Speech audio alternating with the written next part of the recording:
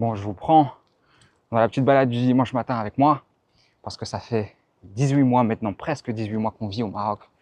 Donc on a quitté la Belgique en janvier 2025 avec toute ma famille, avec ma femme et ma fille. On s'est installé ici, donc on est parti d'une traite, sans vraiment d'hésitation, sans allers-retours. On a été voir la mairie de notre ville, on leur a dit écoutez, nous on se barre, radiez-nous, on a coupé tous les liens, on a tout vendu. Et donc maintenant on vit ici depuis presque 1 an et demi. Et donc je voulais vous faire un petit bilan, vous partager un peu ce que moi j'ai appris personnellement cette année, et le bon comme le mauvais. Et pour ça je vais discuter de 3 aspects qui sont les plus importants pour moi. Le premier, c'est la famille. Le second, c'est le travail. Et puis le troisième, c'est la vie ici. Et pour le premier, concernant la famille, je vais vous raconter une anecdote parce que on n'est plus retourné en Europe depuis qu'on vit ici. Sauf, c'est un détail technique, mais vous allez comprendre qui a son importance parce que j'ai voulu aller visiter ma famille à l'île Maurice fin d'année dernière. Et donc, j'ai été contraint de faire une escale. C'était soit Paris, soit Dubaï. J'ai été un petit peu visionnaire ici puisque j'ai préféré faire ça à Paris. Ça nous a évité d'être bloqués. Donc, ça a été notre seul contact avec l'Europe. Donc, on prend l'avion, on est là avec ma femme et ma fille. On va pour s'installer. Il y a des oiseaux, ma chérie? Ouais, je suis dans la balade du matin, là. Et donc, on va pour s'installer. Et directement, il y a une femme qui était dans notre rangée. Dès qu'elle a vu qu'on avait un enfant, elle a fait une tête, mais jusque par terre. Pourquoi je vous le raconte? Parce que moi, j'avais oublié ça. C'était notre premier rapport à l'Europe depuis longtemps et on avait oublié ce côté-là. Ce côté où les enfants, presque, faudrait les cacher, faudrait qu'ils soient silencieux. C'est comme, tu vois, c'est comme une malédiction presque. Alors même que vivre au Maroc, c'est tout le contraire. Les enfants ici, c'est une bénédiction. La famille ici, c'est une institution, c'est sacralisé. Les gens sont partout bienveillants avec les enfants, ils vont essayer de te faciliter. Des fois, tu es mal à l'aise parce que peut-être ton enfant fait un peu de bruit ou il pleure un moment ou autre. Tout le monde va te rassurer, va dire non, mais il n'y a pas de problème et tout, c'est un enfant, c'est normal. Ouais, ouf. Écoute, moi là d'où je viens, malheureusement, c'est pas normal. Ça, c'est un des gros points pour moi de satisfaction de notre vie ici.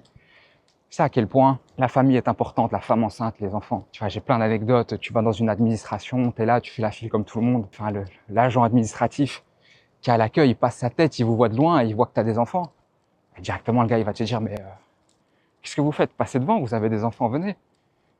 Et tous les gens dans la file vont être d'accord et tout, il n'y a pas de problème, ouais, vas-y, passez devant et tout. Tu vois, ce genre de détails pour moi, une des grandes raisons pour laquelle nous, on est venu s'installer ici, c'est la famille, c'est l'importance de la famille, c'est le respect de la famille. Et ça fait du bien d'être en environnement où c'est valorisé, où ici les gens ils sacrifient pas leur vie pour le travail. Parce que je sais qu'il y en a beaucoup qui se plaignent de ça et c'est la même chose qu'à l'île Maurice, que ce soit au Maroc ou à l'île Maurice. Généralement, tu as beaucoup de gens qui viennent de l'étranger et qui vont se plaindre du manque de réactivité de certains, du fait qu'ils soient pas assez disponibles, que certaines choses prennent du temps. Mais ils ont raison. Moi, je suis venu justement en grande partie pour m'inspirer de ça. Tu comprends? Pour vivre autrement, pour arrêter de sacraliser mon travail et commencer à sacraliser ma famille. Donc ouais, là où avant je te répondais dans les 3 minutes à un prospect, aujourd'hui, si ça prend 24 heures, ça prend 24 heures. Aujourd'hui, je travaille peut-être 4 heures par jour. Je pense que ma femme, elle doit bosser à peu près 2 heures par jour. On est nounou le matin pour s'occuper de notre fille pendant que nous on bosse et après on profite en famille l'après-midi. Alors voilà, on a dû adapter notre mode de vie pour ça. On a dû vivre plus modestement. Mais est-ce que ça vaut la peine? Ouais, à 1000%. Je passe 80% du temps avec ma femme et ma fille et je me rends compte à quel point c'est injuste d'arracher une mère de famille après 3 mois à son enfant pour la pousser à aller travailler, se réveiller à 6h30 pour déposer son enfant à la crèche avec une inconnue, la laisser là-bas jusqu'à 17-18h, reprendre les embouteillages au retour pour aller la récupérer à 18h30, faire à manger, la laver. Tu passes 1 heure par jour avec ton enfant. C'est un modèle qui est profondément toxique pour élever des enfants.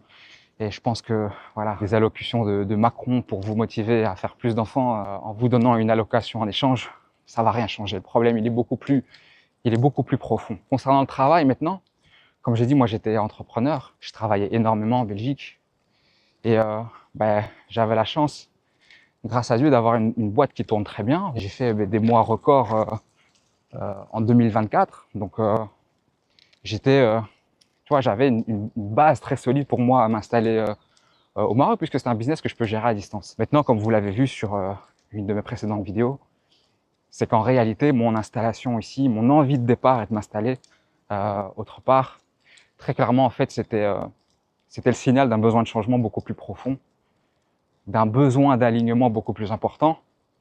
Et donc, ça m'a permis de réaliser, maintenant que j'avais beaucoup moins de pression et que j'avais beaucoup plus d'espace pour respirer et pour réfléchir, de me rendre compte qu'en fait, c'était plus ça que j'avais envie de faire. Et donc, j'ai cette situation un peu particulière là où beaucoup ne savent pas comment ils vont financer leur vie ici au Maroc, comment ils vont gagner leur vie. Moi, j'avais déjà un projet tout prêt, mais que j'ai décidé d'arrêter. J'ai décidé d'arrêter et ça, c'est le premier truc, c'est comme j'ai dit, si j'étais pas au Maroc, jamais j'aurais le courage de le faire. Et là, j'ai décidé d'arrêter pour construire une société qui est non plus pensée pour la performance, mais une société qui est pensée vraiment pour plus de sens. Et ça m'a permis de rencontrer des gens, franchement, géniaux, extraordinaires, dont vous verrez certains sur la chaîne.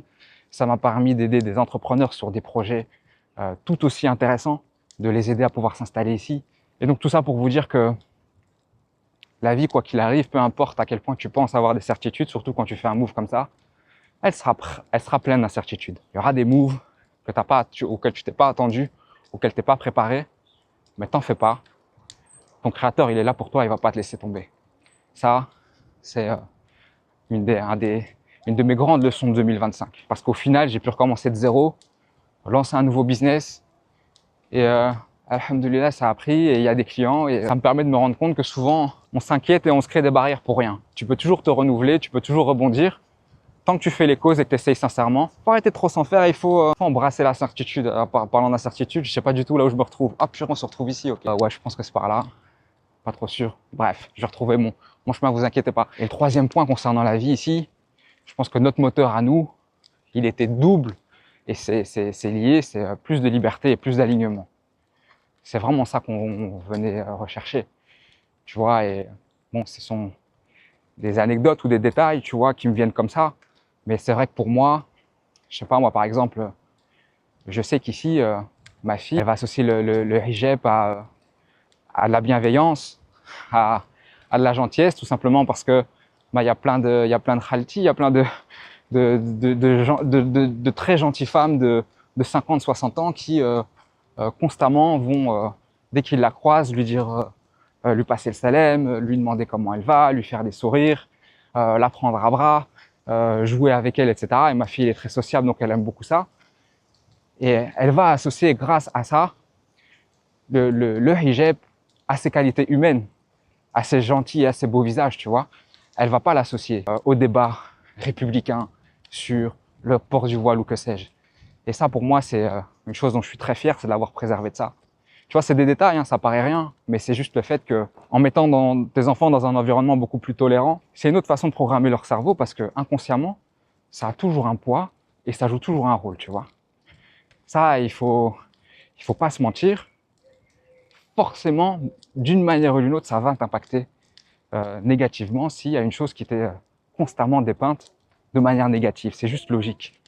Ton environnement, il joue un très gros rôle. Et pour moi, le fait à chaque coin de rue d'avoir quelqu'un qui te salue, qui te passe le salam, qui fait des invocations pour toi, qui fait des invocations pour ton enfant, je veux dire, ça arrive 50 fois par jour. Combien de fois ça t'arrive toi quand t'es en France ou en Belgique? Je trouve ça incroyable, tu vois. Qu'est-ce qu'il y a, ma fille? Ok, t'en as marre. Tu veux marcher? Vas-y, viens, viens, viens. On va se promener. Tu me donnes encore une? Ok, merci beaucoup, c'est gentil. Viens, on donne les fleurs à Spider-Man. Viens, on va lui donner, frère. Tiens, Spider-Man. Tu veux lui donner quoi, Spider-Man? Tu veux lui donner un caillou? Frère, c'est pas ouf un caillou, je sais pas s'il va kiffer. Viens, on lui a donné les fleurs, c'est déjà bien, vas-y, viens. Allez, au revoir Spider-Man, on va voir s'il y a quelqu'un d'autre. Bon, on est rentré là, elle en avait marre, mais pour revenir là où j'en étais, pour moi c'était important de vous parler de cet aspect-là, liberté, alignement, parce que pour moi la vraie différence c'est ça, n'importe qui a vécu à l'étranger, qui a vécu une période dans un pays où il n'avait plus à se justifier soit de son origine ethnique, soit de sa religion. N'importe qui pourra vous le dire que ça vaut tout l'or du monde, juste en fait de se sentir invisible, mais dans le bon sens du terme. Ici, personne ne me remarque, il n'y a pas d'étiquette sur moi, je suis juste un gars qui va chercher son pain. Tout le monde s'en fout de toi. Les gens sont tolérants et surtout, tu te fonds très facilement dans la masse. Quand tu vis dans un pays où tu sens que tu n'as plus à te justifier de ta religion, où tu n'es plus là en train constamment de réfléchir à ton comportement comme si tu devais porter le comportement de 5 millions de musulmans dans le pays, où tu as toujours la crainte des réactions, que tu es toujours dans l'anticipation, etc. En fait, c'est un poids invisible que tu portes, mais tu t'en rends pas compte. Et quand tu vas à l'étranger et que tu n'as plus à le porter, franchement, tu revis. Je voulais pas que ma fille grandisse dans un environnement où elle doit constamment se justifier de qui elle est. Alors maintenant que j'ai partagé ça, on va probablement s'attendre à ce que je partage les points négatifs, mais en fait, je ne vous partage pas ces points-là, non pas parce que je veux donner une image biaisée ou idéalisée du Maroc, c'est juste qu'en fait, il faut que vous compreniez que l'être humain, il fonctionne pas comme ça. Je donne un exemple pour que tu comprennes. Imagine que là, tu étais dans une relation, tu te sentais pas bien avec la personne, vous étiez mariés, vous n'étiez pas alignés, vous divorcez. Et tu te remaries. Et là, ça fait 2 ans que tu es remarié et tu es très heureux avec cette nouvelle personne. Est-ce que ça va te passer par la tête à un moment donné de t'arrêter et d'isoler certaines qualités de ces personnes pour faire une comparaison avec ton ex-compagne? Te dire, ah ouais, c'est vrai que l'ancienne, elle cuisinait un petit peu mieux. C'est vrai que peut-être avec l'ancienne, je préférais son humour. Ou c'est vrai que peut-être on avait plus d'intérêts en commun. Est-ce qu'il y a quelqu'un qui fait ça? Personne ne fait ça parce que c'est pas comme ça qu'on fonctionne, c'est pas comme ça la vie. Je vais regarder globalement comment tu te sens dans la relation. Et si tu te sens bien, tu te sens bien. Ça va même pas te venir à l'idée d'aller comparer certains points spécifiques pour voir si là c'est mieux ou c'est pas mieux. La réalité, c'est que pour la plupart d'entre vous, parce que je comprends dans une certaine mesure, tu te renseignes, mais le fait de vouloir isoler à chaque fois des points comme ça et de comparer, la vérité c'est que c'est une manière de ne pas prendre de décision. C'est une manière de sans cesse repousser la décision parce que comparer, tu peux le faire éternellement. Il y aura toujours des nouveaux points à comparer. Et tu pourras toujours aller plus en profondeur dans la comparaison. Et il y aura toujours de nouveaux éléments qui vont te faire pencher d'un côté ou de l'autre ou qui vont te mettre le doute. Et il y aura toujours des points qui seront mieux dans un pays que dans l'autre. Tu vois, fatalement. C'est pas comme ça que tu dois penser. Ce que tu dois penser, c'est qu'est-ce qui est le plus important pour moi? Qu'est-ce qui me rend vraiment heureux dans la vie? Et de quoi est-ce que j'ai besoin? Moi, c'est simple. Les 3 points qui étaient le plus importants, c'était la famille, la religion, la liberté. Est-ce que je m'y retrouve plus au Maroc par rapport à ça? Ou est-ce que je m'y retrouve plus en France ou en Belgique? C'est tout. Après, est-ce que dans la vie, il y a certains points où je vais me dire, ah mais ça c'est moins bien ou ça c'est mieux? Ben ouais, évidemment. Mais tu vois, par rapport à mon sentiment général et à comment je me sens dans le pays, en fait, c'est des points de détail. Tu vois, et en plus de ça, c'est jamais noir ou blanc, tu vois, parce que en fait, c'est pas que c'est mieux ou c'est moins bien. La plupart du temps, c'est juste différent. Je donnais l'exemple la dernière fois. Il y en a certains qui vont dire, et je suis d'accord avec eux, des fois l'administratif c'est un peu long, c'est un peu lourd parce que c'est pas assez centralisé, c'est pas assez digitalisé. Faut faire plusieurs allers-retours et tout. Ça, c'est vrai. Mais par contre, à côté de ça, nous, on avait un certificat de résidence à sortir parce qu'on devait aller l'enregistrer à l'ambassade. Bah, on a pu appeler le gars qui vient avec sa moto, il vient récupérer les documents, puis il va faire le papier et nous l'a ramené. Est-ce que ça, c'est possible en France ou en Belgique? Encore une fois, je suis pas en train de te dire que l'administratif, c'est mieux ici. Je suis juste en train de te donner un exemple concret pour te montrer que, en fait, c'est jamais noir ou blanc. C'est plus nuancé. Je pourrais faire une vidéo plus spécifique sur ces points-là, si ça vous intéresse, pour vous donner mon retour d'expérience. Mais honnêtement, tu vois, ici, là, dans cette conversation, les points que je vous ai cités avant sont tellement importants et fondamentaux que le reste, c'est vraiment du détail qui est insignifiant. Ça fait pas du tout le poids par rapport aux points que je vous ai cités avant. Ça peut pas rivaliser. Alors maintenant, est-ce que, comme certains disent, le Maroc, c'est une thérapie? Est-ce que le Maroc va te soigner? Évidemment que non. Si jamais tu penses comme ça, tu vas faire face à la désillusion. Moi, j'attendais pas que le Maroc règle mes problèmes, mais j'étais conscient, parce que je me suis renseigné, je me suis préparé, qu'il allait m'offrir des conditions qui allaient me permettre, moi, à force de mon travail, de me créer une vie différente. Est-ce qu'aujourd'hui c'est le cas? Oui. Est-ce que je préfère cette vie-là? À 1000%. C'est même pas discutable. Alors ouais, j'ai pris un risque. On est parti d'une manière un peu brutale, un peu folle, c'est vrai. Mais je voulais pas avoir de regrets. Et j'étais aussi conscient que, en fait, rien n'est acquis dans la vie.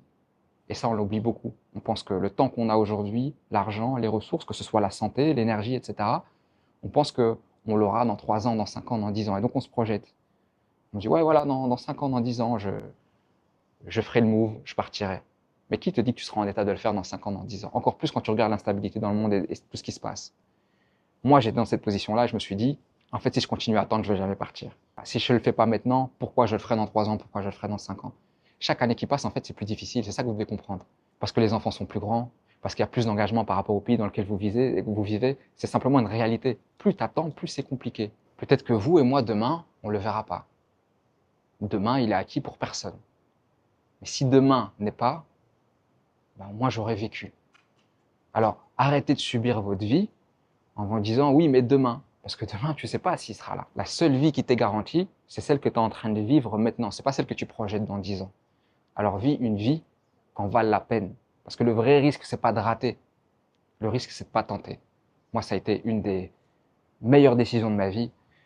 Cette vidéo, c'était aussi pour vous faire passer le message que ça a eu une transformation sur moi beaucoup plus profonde que ce que j'aurais imaginé. Tu vois, ici, par exemple, quand je vous explique que je suis parti plusieurs mois à fin d'année dernière à l'île Maurice pour rencontrer ma famille, tu vois, je sais très bien que si j'étais resté en Belgique, jamais je l'aurais fait. Parce que je me serais dit, ok, mais voilà, tu vois, j'ai des responsabilités, j'ai la boîte qui tourne, je peux pas partir longtemps. Et puis un pays comme ça, ben, ça sert à rien de partir pour une courte période. Et puis c'est quand même beaucoup d'argent qui est dépensé. Et il faut quand même anticiper parce qu'on sait jamais. Et tu vois, c'est ce stress, cette pression, toujours faire des calculs. Non, tu vois, j'étais vraiment dans cette dynamique-là. Ça m'a permis de prendre du recul et me dire, l'argent, alhamdoulilah, c'est un flux, il va, il vient. Qu'est-ce qui est vraiment important pour toi? Comme je te l'ai dit, demain, il n'est pas garanti. Moi, j'ai ma famille là-bas. J'ai mon oncle que j'aime beaucoup. Est-ce que demain, c'est garanti qu'il soit toujours là? Non, j'en sais rien. Alors, je voulais qu'il voie ma fille, je voulais que ma fille le voie, je voulais que ma fille voie la maison de mon grand-père. C'était vraiment important et je sais que peu importe à quel point c'était important, je l'aurais pas fait. Alors, je vous le dis en tant que quelqu'un qui vit presque depuis 18 mois au Maroc, qui est passé par là et donc qui sait que c'est pas facile. Je vous le dis, ça en vaut la peine et en plus de ça, c'est pas si difficile qu'on le projette. La seule chose qui compte si tu veux t'installer ici ou si tu es ici et que tu veux sécuriser ta vie dans ce pays, c'est ton projet. Comment tu vas trouver tes ressources, comment tu vas trouver ton revenu. Ça, je vous l'ai dit, c'était mon objectif. Je vais faire un groupe et le groupe, je vais faire la semaine prochaine. Donc, c'est un groupe gratuit. Je vous partagerai, comme ça, on pourra tous se réunir et on pourra s'entraider parce que il y a une chose que j'ai compris ici. Et en fait, c'est en général, mais c'est quelque chose qu'on oublie beaucoup. L'union fait la force. C'est pas une devise qui est vaine. C'est la réalité. Se connecter à d'autres personnes qui ont le même projet que vous et qui veulent entreprendre, c'est vraiment un catalyseur. Donc, je vais créer ce groupe. Comme ça, on peut se retrouver là-bas, on peut discuter et je peux vous aider de la meilleure façon que je peux. Maintenant, si entre-temps, vous avez une idée de projet, ou vous êtes en train de développer un projet et vous avez besoin d'aide, vous voulez avoir mon avis là-dessus, si jamais je pense que je peux vous aider, je reviendrai vers vous, je vous mets un lien en description, simplement inscrivez-vous là-dessus et je vous ferai un retour et je serai ravi de vous aider si je le peux. Et bien sûr, vous connaissez la chanson, abonnez-vous et likez avant de partir. Il y a des interviews de personnes très intéressantes avec des projets très intéressants qui arrivent. Je les ai déjà tournés, je suis en train de les monter. Donc abonnez-vous pour pas rater ça. Je suis sûr que ça va vous donner beaucoup d'idées et que vous allez pouvoir apprendre beaucoup